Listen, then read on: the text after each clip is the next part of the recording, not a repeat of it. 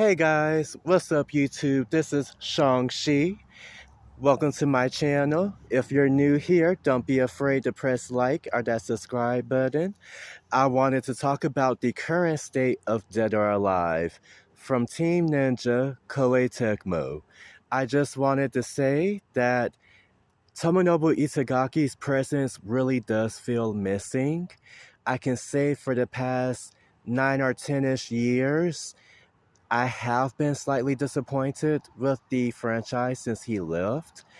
Dead or Alive 5 was a very good game.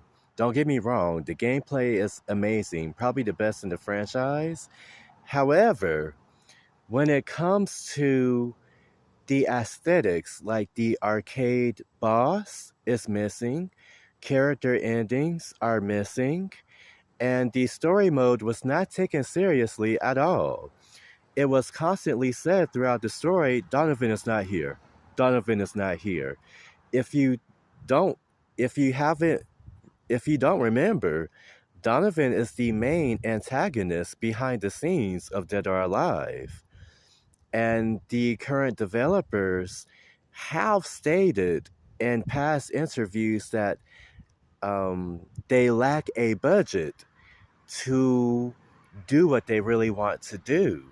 But I think what's even crazier, the story modes do have a boss with Dead or Alive 5 and Dead or Alive 6. Dead or Alive 5 was a clone of Kasumi by the name of Phase 4. She's not an arcade boss, strangely. She acts exactly like Kasumi. She doesn't want to hurt anyone. She cries. Um, I'm glad they're doing what they want to do, but I'm just disappointed. Dead or Alive 6 has Raido as a boss. The first boss from the first DOA has cybernetics because when Donovan found him, he took his body and he put him back together piece by piece. Like he's a half robot. That makes sense. Once again, he's not a boss in arcade mode. I really miss the brand new bosses from scratch. I really miss that from the series.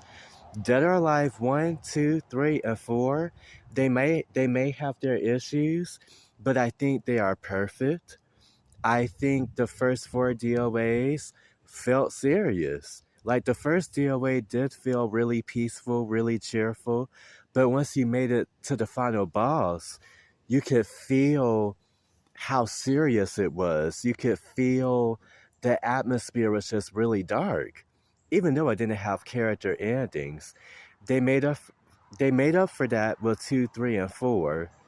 Even though it was kind of like a brief cutscene in Dead or Alive 2, um, some characters seem to be their personalities seem to be slightly altered. Like Ayane is like the perfect example.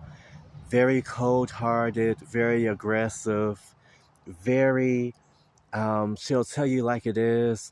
She has been toned down when Tomonobu Itagaki left. And I'm sure it was a creative decision. Going back to Dead or Alive 5, Yosuke Hayashi, Tomonobu Itagaki's protege, was in charge of that game. Without Tomonobu Itagaki, I respect his vision. He changed the art style, which was a genius marketing move. The early 2000s Ninja Gaiden look in the early 2000s, if you didn't know, was a reboot on the Xbox, and the Sigma version was on the PS3, and it was highly praised in the West. And Yosuke Hayashi is a very bright man, and I was very surprised he didn't seem to take DOA too seriously in regards to once again, the lack of character endings, brand new bosses from scratch. However, he did hit the jackpot with two characters, Marie Rose and Honoka, who are two very popular characters in Asia, and actually, I believe, in the West as well. Looking at the Dead or Alive Extreme polls, um, there were polls for Dead or Alive Extreme 3 like wallpapers or something. You vote for your character who you want to be in the game, but only the votes mattered in Japan, but you can see the character results worldwide. And Marie Rose and Honoka, I believe, were in the top three or top four worldwide. I was very impressed. Um, Dead or Alive 5, I give it like a 7 out of 10. I constantly requested Rachel to be a playable character from Ninja Gaiden, and a lot of people kept shooting me down saying, who cares about Rachel?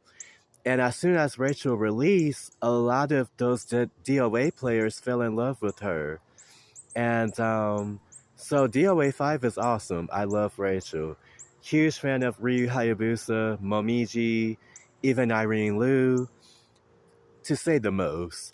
Um, Going back to Dead or Alive 6, I think DOA 6 could have been a great game.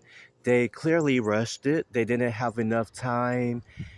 They probably needed to make Dead or Alive 6, especially going by the interviews. I'll keep it real. Um, the new mechanics are not good to me. I think the mechanics are not what the fans asked for.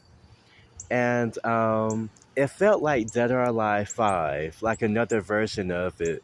And for the developers to talk about Koei Tecmo, the higher ups told them to use the Dynasty Warriors engine, I think that says a lot. I think Team Ninja are not allowed to do what they really want to do with the series.